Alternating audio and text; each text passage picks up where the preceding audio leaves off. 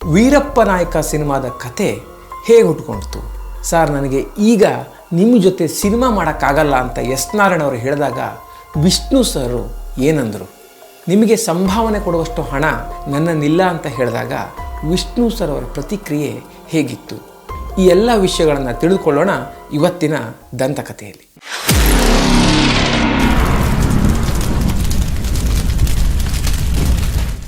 ಎಲ್ಲರಿಗೂ ಸ್ವಾತಂತ್ರ್ಯ ದಿನಾಚರಣೆಯ ಶುಭಾಶಯಗಳು. ಆಗಸ್ಟ್ 15 ಅಂದ ಕೂಡಲೇ ಕನ್ನಡ ಸಿನಿಮಾ ಪ್ರೇಮಿಗಳಿಗೆ ಒಂದು ಸಿನಿಮಾ ನೆನಪಾಗೇ ಆಗುತ್ತೆ. ಟಿ ವಿ ಚಾನಲ್ನಲ್ಲಿ ಆಗಸ್ಟ್ 15ರಂದು ಈ ಸಿನಿಮಾ ತಪ್ಪದೇ ಪ್ರಸಾರ ಆಗುತ್ತೆ. ಆ ಸಿನಿಮಾನೇ ವೀರಪ್ಪ ನಾಯಕ. ಇದು ಕನ್ನಡ ಚಿತ್ರರಂಗದಲ್ಲಿ ಒಂದು ವಿಶಿಷ್ಟವಾದಂತಹ ಒಂದು ಸಿನಿಮಾ. ಈ ಸಿನಿಮಾ ಕತೆ ಹೇಗೆ ಹುಟ್ಕೊಂಡಿತು, ಈ ಸಿನಿಮಾ ಹಿಂದಿನ ಕೆಲವೊಂದು ವಿಶಿಷ್ಟ ಘಟನೆಗಳು ಯಾವುವು, ಇವೆಲ್ಲವನ್ನು ಇವತ್ತು ನಾವು ತಿಳಿದುಕೊಳ್ಳೋಣ. ಎಸ್ ನಾರಾಯಣ್ ಅವರು ಕನ್ನಡ ಚಿತ್ರರಂಗಕ್ಕೆ ಪಾದಾರ್ಪಣೆ ಮಾಡಿದ್ದು ವಿಷ್ಣು ಸರ್ ಸಿನಿಮಾದಿಂದ. ಕೃಷ್ಣ ನೀ ಬೇಗನೆ ಬಾರೋ ಅನ್ನೋ ಸಿನಿಮಾದಲ್ಲಿ ಸಹಾಯಕ ನಿರ್ದೇಶಕರಾಗಿ ಎಸ್ ನಾರಾಯಣ್ ಅವರು ಕನ್ನಡ ಚಿತ್ರರಂಗಕ್ಕೆ ಪಾದಾರ್ಪಣೆ ಮಾಡಿರ್ತಾರೆ. ಎಸ್ ನಾರಾಯಣ್ ಅವರಿಗೆ ಮೊದಲಿನಿಂದಲೂ ವಿಷ್ಣು ಸರ್ ಅಂದರೆ ಒಂದು ವಿಶೇಷವಾದ ಪ್ರೀತಿ, ಗೌರವ. ಕೃಷ್ಣ ನೀ ಬೇಗನೆ ಬಾರೋ ಸಿನಿಮಾಗೆ ಮೊದಲ ದಿನ ಶೂಟಿಂಗ್ ಹೋದಾಗ ತಾನು ಕೆಲಸ ಕಲಿಯಕ್ಕೆ ಬಂದಿದ್ದೀನಿ ಅನ್ನೋ ಮರೆತು ಇಡೀ ದಿನ ವಿಷ್ಣು ಸರ್ ಅವರ ಒಂದು ಆ್ಯಕ್ಟಿಂಗನ್ನೇ ನೋಡ್ತಾ ಸಮಯ ಕಳೆದಿರ್ತಾರೆ ಎಸ್ ನಾರಾಯಣ್ ಅವರು. ಅಷ್ಟರ ಮಟ್ಟಿಗೆ ಅವ್ರ ಮೇಲೆ ಒಂದು ವಿಶೇಷವಾದ ಅಭಿಮಾನ. ಇದಾದ ನಂತರ ಎಸ್ ನಾರಾಯಣ್ ಅವರು ಭಾಳಷ್ಟು ಸಿನಿಮಾಗಳಿಗೆ ಕೆಲಸ ಮಾಡ್ತಾರೆ. ನಂತರ ಚೈತ್ರದ ಪ್ರೇಮಾಂಜಲಿ ಅನ್ನೋ ಸಿನಿಮಾದ ಮೂಲಕ ನಿರ್ದೇಶಕರಾಗಿ ಪಾದಾರ್ಪಣೆಯನ್ನು ಮಾಡ್ತಾರೆ. ಈ ಸಿನಿಮಾ ಆಗಿನ ಕಾಲಕ್ಕೆ ಬಹಳ ದೊಡ್ಡ ಹಿಟ್ ಆಗುತ್ತೆ. ಈ ಸಿನಿಮಾದ ಮೂಲಕ ಎಸ್ ನಾರಾಯಣ್ ಅವರಿಗೆ ಒಂದು ದೊಡ್ಡ ಹೆಸರು ಬರುತ್ತೆ. ಸಿನಿಮಾ ಬಿಡುಗಡೆ ಆದ ದಿವಸದಿಂದ ಎಸ್ ನಾರಾಯಣ್ ಅವರ ಹೆಸರು ಮನೆ ಮಾತಾಗುತ್ತೆ. ಅಷ್ಟು ದೊಡ್ಡ ಹೆಸರು ಈ ಸಿನಿಮಾದ ಮೂಲಕ ಅವ್ರಿಗೆ ಬರುತ್ತೆ. ಇದಾಗಿ ಒಂದು 2 ವಾರದ ನಂತರ ಒಂದು ವಿಶೇಷವಾದ ಕಾರ್ಯಕ್ರಮ ಇರುತ್ತೆ.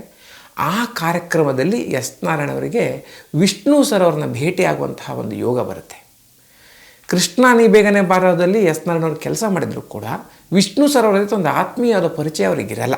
ಹೀಗಾಗಿ ಈ ಭೇಟಿ ವಿಷ್ಣು ಸರ್ ಅವರ ಜೊತೆ ಅವರಿಗೆ ಮುಖತಃ ಒಂದು ಪರಿಚಯ ಮಾಡಿಕೊಡುವಂತಹ ಅವಕಾಶವನ್ನು ಕೊಡುತ್ತೆ.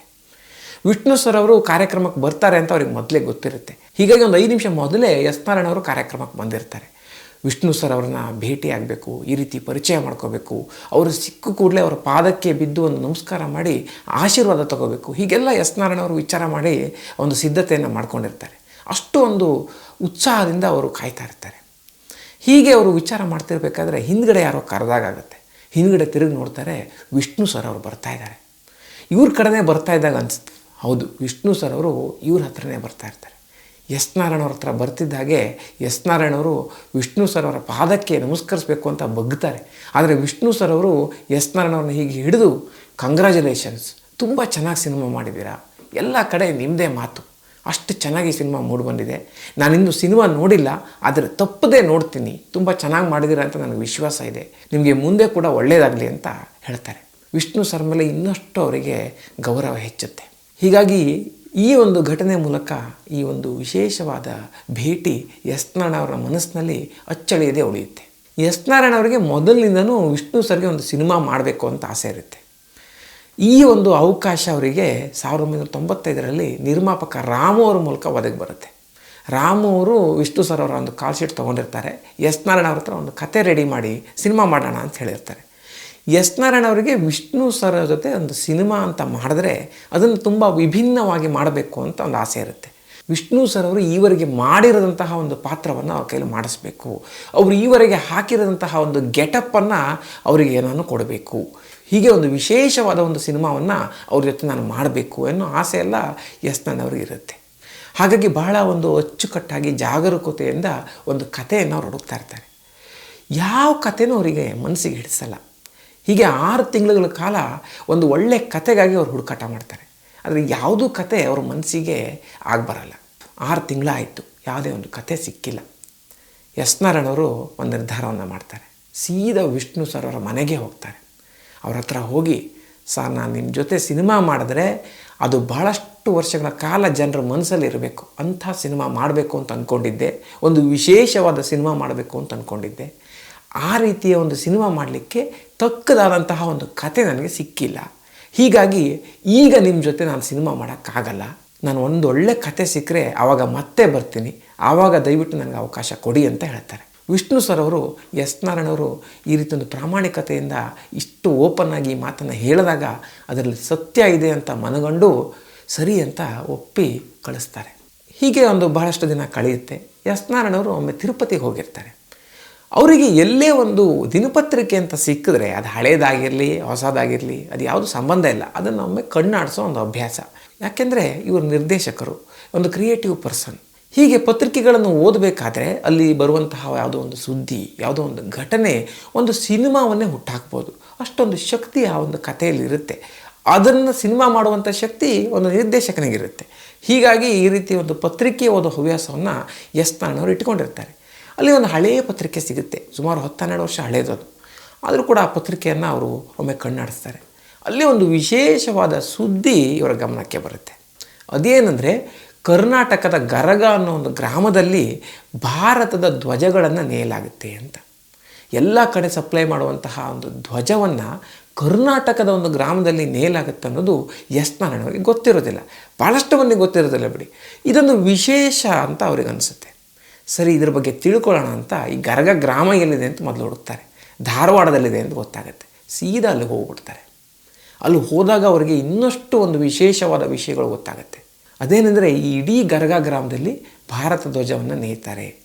ನೇಯೋದು ಅಂತ ಬೇಕಾಬಿಟ್ಟು ನೇಯಲ್ಲ, ಎಷ್ಟು ಒಂದು ರಿಕ್ವೈರ್ಮೆಂಟ್ ಇದೆ ಅಂತ ಸರ್ಕಾರ ಒಂದು ಆದೇಶ ಕೊಡುತ್ತೆ.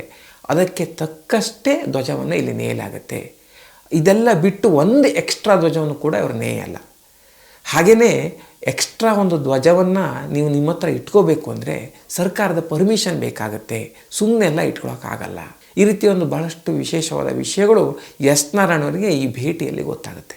ಈ ಗರಗ ಗ್ರಾಮವನ್ನು, ಅಲ್ಲಿ ಒಂದು ವಿಶೇಷತೆಯನ್ನು ನೋಡಿದಾಗ ಅವರಿಗೆ ವೀರಪ್ಪ ನಾಯಕ ಅನ್ನೋ ಒಂದು ಪಾತ್ರ ತಲೆಯಲ್ಲಿ ಹೊಳೆಯುತ್ತೆ. ಹೀಗಾಗಿ ಅವರು ಧಾರವಾಡದಲ್ಲಿ ಸುಮಾರು 15 ದಿವಸ ಇದ್ದು ಈ ಗರಗ ಗ್ರಾಮದ ಒಂದು ವಾತಾವರಣ, ಪರಿಸರ, ಅಲ್ಲಿಯ ಜನರು, ಇವೆಲ್ಲದರ ಬಗ್ಗೆ ಒಂದು ವಿಶೇಷವಾದ ಅಧ್ಯಯನವನ್ನು ಮಾಡ್ತಾರೆ.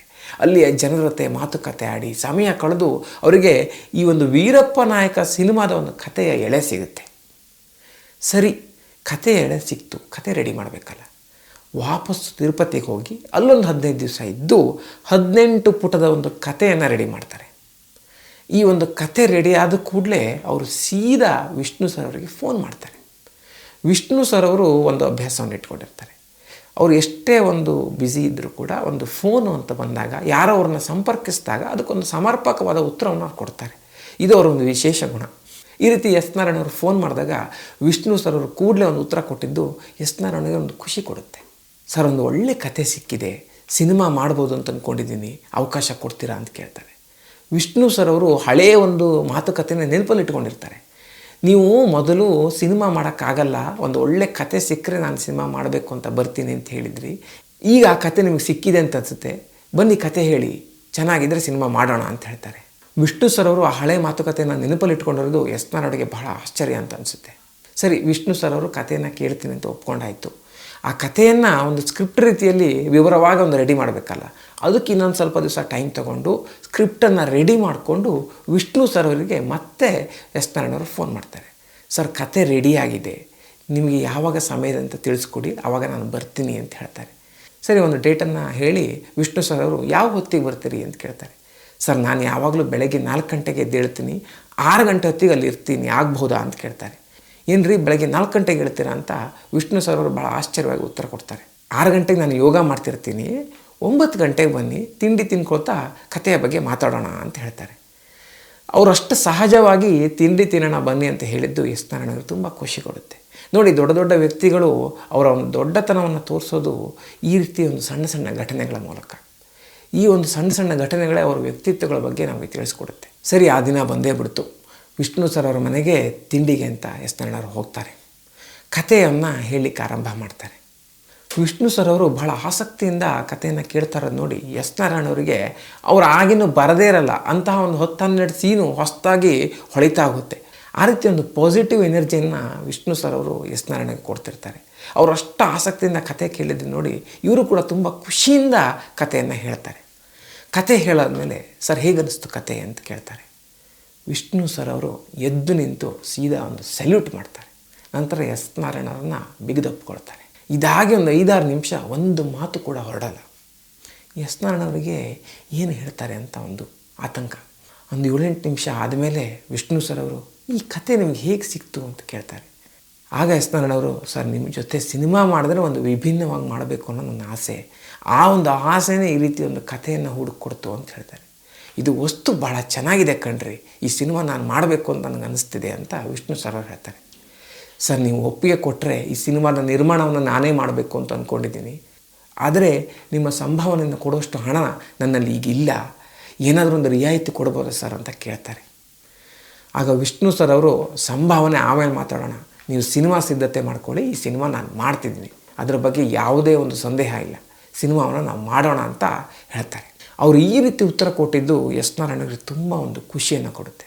ನೋಡಿ, ದೊಡ್ಡ ನಟರಾದರೂ ಕೂಡ ಅವರು ಸಂಭಾವನೆ ಬಗ್ಗೆ ತಲೆ ಕೆಡಿಸ್ಕೊಳ್ಳದೆ ಕತೆ ಚೆನ್ನಾಗಿದೆ, ಕಥೆಯನ್ನು ನಾನು ಮೊದಲು ಸಿನಿಮಾ ಮಾಡಬೇಕು ಅನ್ನೋದು ವಿಷ್ಣು ಸರ್ ಅವರ ನಿರ್ಧಾರ ಆಗಿತ್ತು. ಈ ರೀತಿ ಅವರೊಂದು ಧನಾತ್ಮಕ ಚಿಂತನೆ ಎಸ್ ನಾರಾಯಣವ್ರಿಗೆ ಖುಷಿ ಕೊಡುತ್ತೆ. ಹೀಗೆ ವೀರಪ್ಪ ನಾಯಕ ಸಿನಿಮಾ ಆರಂಭಗೊಳ್ಳುತ್ತೆ. ಇಷ್ಟೆಲ್ಲ ಒಂದು ವಿಶೇಷ ಘಟನೆಗಳ ಮೂಲಕ ಈ ಸಿನಿಮಾದ ಒಂದು ಕತೆ ಸಿದ್ಧವಾಗಿರುತ್ತೆ. ಈ ಸಿನಿಮಾ ನಂತರ ಯಾವ ರೀತಿಯ ಒಂದು ಯಶಸ್ಸನ್ನು ಗಳಿಸ್ತು ಅನ್ನೋದು ನಿಮಗೆಲ್ಲ ಗೊತ್ತೇ ಇದೆ. ಕನ್ನಡ ಚಿತ್ರರಂಗದಲ್ಲಿ ದೇಶಾಭಿಮಾನದ ಬಗ್ಗೆ ಒಂದು ಯಾವ ಸಿನಿಮಾ ಇದೆ ಅಂತ ಹುಡುಕಕ್ಕೆ ಹೋದರೆ ಎಲ್ಲರಿಗೂ ನೆನಪಾಗುವಂತಹ ಸಿನಿಮಾ ವೀರಪ್ಪ ನಾಯಕ ಸಿನಿಮಾ. ಹಾಗೆಯೇ ವಿಷ್ಣು ಸರ್ ಅವರ ಮುತ್ತಿನ ಹಾರ ಕೂಡ ಒಂದು ಅಷ್ಟೇ ಅದ್ಭುತವಾದಂತಹ ದೇಶಾಭಿಮಾನವನ್ನು ತೋರಿಸುವಂತಹ ಸಿನಿಮಾ. ಈ ಸಿನಿಮಾಗಳನ್ನು ನೀವು ಇನ್ನೂ ನೋಡಿಲ್ಲ ಅಂತಂದರೆ ಇವತ್ತು ಒಳ್ಳೆಯ ದಿನ, ತಪ್ಪದೇ ನೋಡಿ. ಈ ಸಿನಿಮಾ ನೋಡಿದರೂ ಕೂಡ ಇನ್ನೊಮ್ಮೆ ನೋಡಿ, ಯಾಕಂದರೆ ಎಷ್ಟು ಬಾರಿ ನೋಡಿದರೂ ಖುಷಿ ಕೊಡುವಂತಹ ಸಿನಿಮಾಗಳಿವು. ಸ್ನೇಹಿತರೆ, ಈ ವಿಡಿಯೋ ನಿಮ್ಗೆ ಇಷ್ಟ ಆಗಿದ್ದರೆ ತಪ್ಪದೇ ಶೇರ್ ಮಾಡಿ. ಹಾಗೆಯೇ ಈ ರೀತಿಯ ಇನ್ನಷ್ಟು ಕುತೂಹಲಭರಿತವಾದ ವಿಷಯಗಳನ್ನು ನೀವು ತಿಳ್ಕೋಬೇಕು ಅಂದರೆ ನಮ್ಮ ಕನ್ನಡ ಮಾಣಿಕ್ಯ ಚಾನಲ್ಗೆ ತಪ್ಪದೇ ಸಬ್ಸ್ಕ್ರೈಬ್ ಮಾಡಿ. ಮುಂದಿನ ಸಂಚಿಕೆಯಲ್ಲಿ ಮತ್ತೊಮ್ಮೆ ಸಿಗೋಣ. ಅಲ್ಲಿವರೆಗೂ ನಮಸ್ಕಾರ.